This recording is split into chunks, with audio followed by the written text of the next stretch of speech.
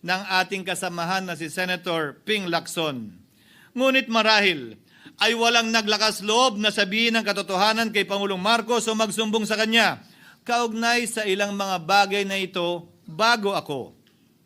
Nais ko din pong kumpirmahin ang sinabi ni Congressman Toby Chanco na ang pag-file ng impeachment complaint laban kay Vice President Sara Duterte ginamit na paraan ni Speaker Romualdez para mag-release ng pondo nila na naka-FLR or for late release bago mag-eleksyon.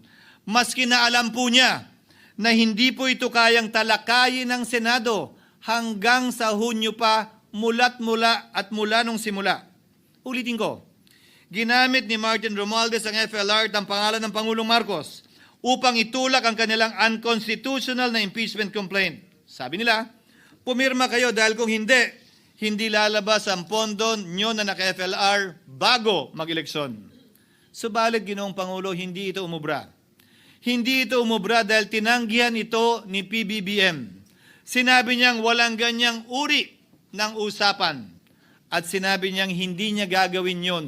Kaya't hanggang ngayon, nananatili pa rin for late release ang mga questionableng pondo nila. And that is why, Mr. President, distinguished colleagues, at the height of the impeachment controversy and amidst the passion of some sectors to remove the Vice President at all costs, I urged prudence and level-headedness because I knew that greed and not accountability was the reason behind it. In the end, Mr. President, the Supreme Court vindicated us. The Supreme Court vindicated us by saying, among others, quote, "There is a right way to do the right thing at the right time. This is what the rule of just law means." Close quotations. Ginoong Pangulo, sinisi po sa akin ni Speaker Romualdez ang pagkakatanggal kay Congressman Zaldico. Sinisi po niya sa akin ang pag-FLR or for late release ng kanilang mga proyekto.